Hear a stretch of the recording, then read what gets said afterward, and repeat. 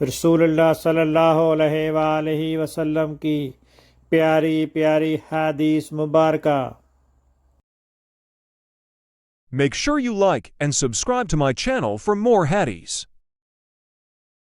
حضور اکرم صلی اللہ علیہ وسلم فرماتے تھے، حلال کھلا ہوا ہے اور حرام بھی کھلا ہوا ہے، اور ان دونوں کے درمیان بعض چیزیں شبہ کی ہیں جن کو بہت لوگ نہیں جانتے کہ حلال ہیں یا حرام۔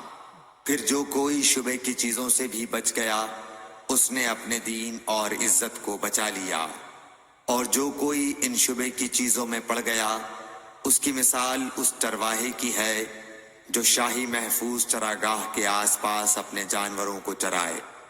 وہ قریب ہے کہ کبھی اس چراگاہ کے اندر گھس جائے اور شاہی مجرم قرار پائے۔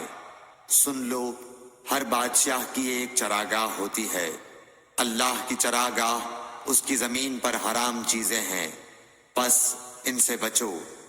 اور سن لو، بدن میں ایک گوشت کا ٹکڑا ہے، جب وہ درست ہوگا سارا بدن درست ہوگا، اور جہاں بگڑا سارا بدن بگڑ گیا۔